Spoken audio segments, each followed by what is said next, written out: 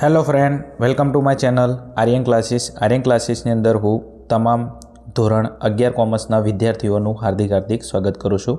ચલો વિદ્યાર્થી મિત્રો, આપણે આ વિડીયોની અંદર તમારી દ્વિતીય વાર્ષિક પરીક્ષા તમે જોઈ શકો છો અહીંયા 2024 અને 25 ઓકે ધોરણ 11 વિષય નામાના મૂળ તત્વો અને આ પેપર ક્યાંનું છે તમે જોઈ શકો છો। મહર્ષિ કલ્યાણ ડૉક્ટર વિક્રમ સારાભાઈ મહર્ષિ શિશુ શાળા વિકાસ સંકુલ બનાસકાંઠા, એટલે બનાસકાંઠા જિલ્લાનું પેપર છે અને તારીખ તમે જોઈ શકો છો મેન ઇમ્પોર્ટન્ટ છે અહીંયા 28/1/2025 વાર મંગળવાર, એટલે આજનું લેટેસ્ટ બનાસકાંઠા જિલ્લા વિકાસ શાળા વિકાસ સંકુલ પરીક્ષાનું આજનું પેપર છે તમારું ધોરણ 11 નામાના મૂળ તત્વો એટલે એકાઉન્ટનું પેપર છે। તમે જોઈ શકો છો કુલ ગુણ 50 ઓકે અને સમય તમને 2 કલાકનો આપવામાં આવે છે ઓકે। તો ખાસ ચેનલને સબસ્ક્રાઈબ ના કરી હોય તો સબસ્ક્રાઈબ કરજો, કારણ કે આપણે દરેક તમારા ધોરણ 11ના પેપર અપલોડ કરીએ છીએ ઓકે। પાટણ ને બનાસકાંઠા જિલ્લાના ઓકે, તમારે કોઈ પણ પાટણ ને બનાસકાંઠા જિલ્લાનું ધોરણ 11નું કોઈ પણ પેપર જોતું હોય તો પ્લેલિસ્ટની અંદર જઈ પેપર સોલ્યુશનની અંદરથી કોઈ પણ પેપર સોલ્યુશનનું તમે સોલ્યુશન જોઈ શકો છો ઓકે। ચલો વિદ્યાર્થી મિત્રો, તમારો વધારો સમય નહીં લેવો, ફટાફટ આપણે આવતા રહીશું વિભાગ એની અંદર। ચલો વિભાગ એની અંદર તમને ખબર છે કે તમને 10 MCQ આપવામાં આવે છે। એમાં પહેલા નંબરનો MCQ છે તમે જોઈ શકો છો, હિસાબી પદ્ધતિની મર્યાદા કઈ છે? તો હિસાબી પદ્ધતિની મર્યાદા છે ઓપ્શન નંબર ડી, નાણાંનું સ્થિર મૂલ્ય। ચલો આગળ જાઉં છું, એના પછી પ્રશ્ન નંબર 2। ચલો પ્રશ્ન નંબર 2ની અંદર તમને કીધું છે ધંધાના આર્થિક વ્યવહારને કયું લક્ષણ લાગુ પડતું નથી? તો તમારો જવાબ આવશે ઓપ્શન નંબર ડી, નાણાંના મૂલ્ય સિવાયનો વ્યવહાર ઓકે। આ આર્થિક વ્યવહારને લક્ષણ લાગુ પડતું નથી। પ્રશ્ન નંબર 3, નીચેનામાંથી કેન્દ્ર સરકારનો કયો પરોક્ષ કર વસેક પહેલાં ન હતો? ઓકે, તો જવાબ આવશે ઓપ્શન નંબર ડી, ખરીદ વેરો। ચલો પ્રશ્ન નંબર 4, નમૂના તરીકે માલ વેચવામાં આવે ઓકે, નમૂના તરીકે માલ વેચે એટલે આમનું શું થાય? તો તમારી આમનું શું થશે ઓકે? તો જાહેરાત ખર્ચ ખાતે ઉધાર ઓકે, જાહેરાત ખર્ચ ખાતે ઉધાર ઓકે, માલ વેચતા બરાબર છે તે વેચાણ ખાતે જમા, તો તમારું શું થશે? અહીંયા એક મિલકત ઘટશે અને એક મૂડી ઘટશે ઓકે, ઓપ્શન નંબર ડી। ચલો પ્રશ્ન નંબર 5, કયા પ્રકારના વટાવની નોંધ રોકડ મેળમાં કરવામાં આવતી નથી? ઓકે, તો તમારો જવાબ આવશે ઓપ્શન નંબર ડી, વેપારી વટાવ। તમને ખબર છે કે વેપારી વટાવની નોંધ ધંધાના ચોપડે કરવામાં આવતી નથી। પ્રશ્ન નંબર 6, બેંક સિલક મેળ કોના દ્વારા તૈયાર કરવામાં આવે છે? તો ઓપ્શન નંબર બી, વેપારી દ્વારા તૈયાર કરવામાં આવે છે। પ્રશ્ન નંબર 7, એકના બદલે બીજું ખાતું સાચી રકમથી સાચી બાજુએ નોંધાય તો તે કઈ ભૂલ કહેવાય? ઓકે, તો તમારી જવાબ આવશે ઓપ્શન નંબર સી, સિદ્ધાંતની ભૂલ। ચલો એના પછી નેક્સ્ટ આગળ જવું છે। પ્રશ્ન નંબર 8, નીચેનામાંથી કયો ખર્ચ રોકડમાં ચૂકવવામાં નથી આવતો? ઓપ્શન નંબર ડી ઓકે, ઘસારો। ઘસારાને રોકડમાં ચૂકવવામાં નથી આવતો કારણ કે ઘસારો ધંધાનો બિન રોકડ ખર્ચ છે। ચલો આગળ જવું છે નેક્સ્ટ। તો આગળ વિદ્યાર્થી મિત્રો એના પછી નેક્સ્ટ પ્રશ્ન નંબર 9, કઈ બાકીનો ઉપયોગ કંપની સામાન્ય રીતે ડિવિડન્ડ વેચવા માટે કરી શકતી નથી? તો ઓપ્શન નંબર ડી સાચો જવાબ, મૂડી અનામત। મૂડી અનામતનો ઉપયોગ કંપની ડિવિડન્ડ વેચવા માટે કરી શકતી નથી। પ્રશ્ન નંબર 10, વચન ચિઠ્ઠી કોણ લખે છે? તો ઓપ્શન નંબર સી સાચો જવાબ, દેવાદાર। વચન ચિઠ્ઠી કોણ લખે છે? દેવાદાર લખે છે। ચલો આગળ જવું છે, એના પછી નેક્સ્ટ આપણે વિભાગ બીની અંદર। તો વિભાગ બીની અંદર તમે જોઈ શકો છો અહીંયા તમને સૂચના શું કીધું છે? નીચેના પ્રશ્નોના 1-2 વાક્યમાં ઉત્તર લખો, પ્રત્યેકનો 1 ગુણ મળવાપાત્ર છે। પ્રશ્ન નંબર 11 થી લઈને પ્રશ્ન નંબર 15 સુધી વિભાગ બીના 5 પ્રશ્નો તમને આપવામાં આવે છે। ચાલો એમાં પ્રશ્ન નંબર 11, સિદ્ધાંતની ભૂલ એટલે શું? ઓકે, તો જે વ્યવહારમાં નામાના નિયમોનું પાલન કરવામાં ઓકે આવતું નથી તેવી ભૂલને સિદ્ધાંતની ભૂલ કહેવામાં આવે છે। જે વ્યવહાર થાય અને એ વ્યવહારની અંદર નામાના નિયમોનું પાલન કરવામાં ન આવતું હોય તો તેવી ભૂલને શું કહેવામાં આવે છે? સિદ્ધાંતની ભૂલ કહેવામાં આવે છે। પ્રશ્ન નંબર આગળ જવું છે,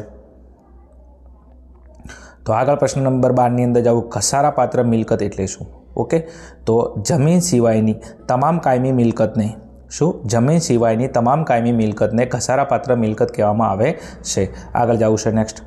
તો એના પછી પ્રશ્ન નંબર 13, ગુપ્ત અનામત એટલે શું? તો જે અનામતનું અસ્તિત્વ કે મૂલ્ય પાકા સરવૈયામાં કે નફા નુકસાન ખાતામાં દર્શાવવામાં આવતું નથી।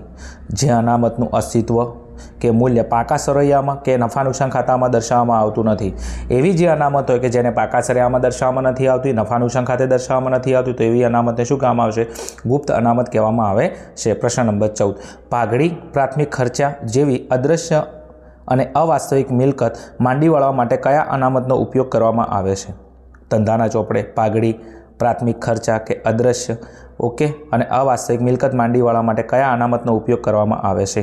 ઓકે, તો તમારો જવાબ આવશે મૂડી અનામતનો ઓકે, મૂડી અનામતનો ઉપયોગ તમે પાઘડી માંડી વાળવી હોય, પ્રાથમિક ખર્ચા માંડી વાળવા હોય, અદ્રશ્ય મિલકત અને અવાસ્તવિક મિલકત માંડી વાળવી હોય, તમે કઈ અનામતનો ઉપયોગ કરશો? મૂડી અનામતનો ઉપયોગ કરશો. ઓકે, ચલો એના પછી નેક્સ્ટ પ્રશ્ન નંબર 15ની અંદર જવું છે. તો પ્રશ્ન નંબર 15માં શું છે?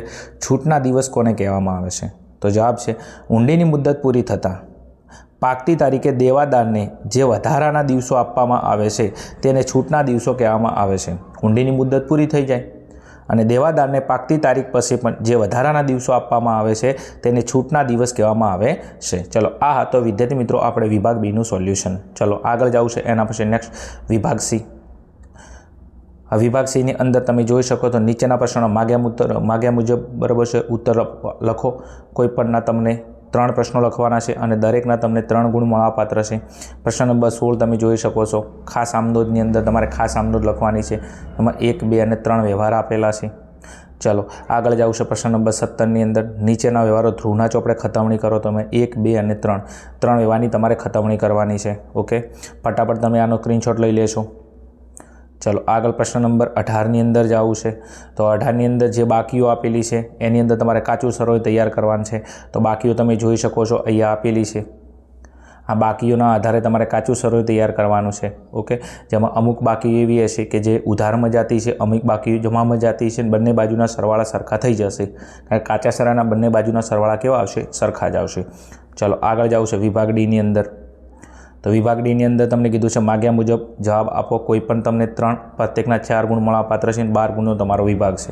એમાં પ્રશ્ન નંબર 19 નીચેના વ્યવહાર પરથી ચિરાગના ચોપડે આમનોંધ લખો. એમાં 1, 2, 3 અને 4 વ્યવહારની તમારે આમનોંધ લખવાની છે. આગળ પ્રશ્ન આપેલો છે. તો આગળ પ્રશ્ન નંબર તમને 20 આપવામાં આવેલો છે. નીચેના વ્યવહારો પરથી દિવ્યા ટ્રેડર્સના ચોપડે વેચાણ નોંધ તૈયાર કરો. એ વેચાણ નોંધ તૈયાર કરવાની છે. એમાં 1, 2, 3 અને 4 વ્યવહારો આપેલા છે. લાગતા વળગતા નિયમનો ઉપયોગ કરીને તમારે વેચાણ નોંધ તૈયાર કરવાની છે. આગળ એના પછી નેક્સ્ટ તમને પ્રશ્ન નંબર 21 આપેલો છે. નીચેની ભૂલો સુધારવા માટે નીલના ચોપડે ભૂલ સુધારણા નોંધ લખો. ભૂલ સુધારણા નોંધ તમારે લખવાની છે. બીજા ભાગનું ચેપ્ટર નંબર 1. તો પહેલું 1, 2, 3 અને 4 વ્યવહારોની તમારે ભૂલ સુધારણા નોંધ લખવાની છે. આગળ જવું છે. તો આગળ પ્રશ્ન નંબર 22 તમને આપેલો છે. ઓકે, અને આ છે તમારો જે લેણી ઊંડી દેવી ઊંડીના હિસાબો છે એનો પ્રશ્ન છે. ઓકે, આ હતો વિદ્યાર્થી મિત્રો તમારો વિભાગ ડી. ચલો એના પછી આગળ જવું છે વિભાગ ઈની અંદર. ચલો વિભાગ ઈની અંદર શું કીધું? માગ્યા મુજબ પ્રશ્નોના જવાબ આપો. કોઈ પણ એક પ્રશ્ન પ્રત્યેકના 6 ગુણ મળવાપાત્ર અને 6 ગુણનો તમારો વિભાગ છે. એમાં પ્રશ્ન નંબર 23 તમને આપેલું છે.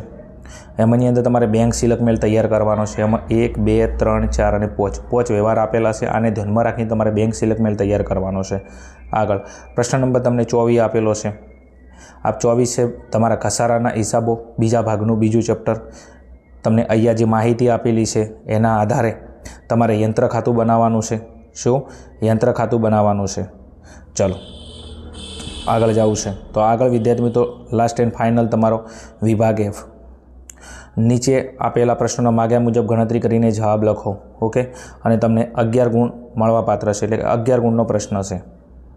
ચલો એની અંદર તમને પ્રશ્ન નંબર 25ની અંદર યશવી ટ્રેડર્સનું નીચે આપેલું 31/24ના કાચા સરવૈયા પરથી વાર્ષિક હિસાબો તૈયાર કરો. તો તમને કાચા સરવૈયાની બાકીઓ આપેલી છે અને આ બાકીઓના આધારે તમારે વાર્ષિક હિસાબો તૈયાર કરવાના છે. ફટાફટ તમે બાકીઓનો સ્ક્રીનશોટ લઈ શકો છો અહીંયા, જેની અંદર તમે જોઈ શકો છો વિગતની અંદર ઉધાર બાકી, જ્યાં બાકી, ઉધાર બાકી કોની? મિલકત અને ખર્ચાની.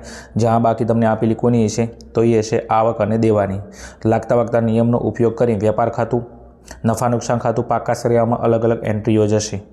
ચલો ફરી બાકીઓ જોઈ શકો છો. આ છે તમારી કાચા સરવૈયાની બાકીઓ.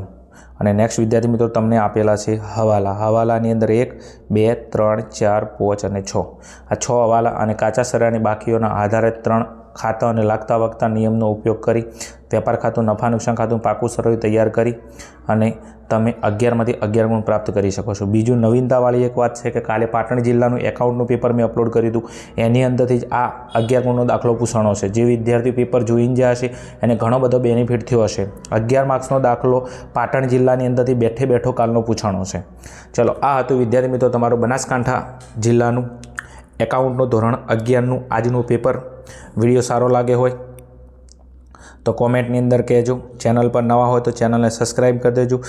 બીજી પરીક્ષાના પેપર સોલ્યુશન કરેલા હશે તો તમને ઘણો બધો બેનિફિટ થશે, કારણ કે વાર્ષિકની અંદરથી પણ આની અંદરથી ઘણા પ્રશ્નો બેઠા જોવા મળશે. ચલો મળીશું આવા જ કોઈ પ્રશ્નપત્રના સોલ્યુશન સાથે. ત્યાં સુધી જોતા રહો અમારી channel Aryan classes. Okay, thank you. Jai Hind, જય ભારત, તથાસ્તુ.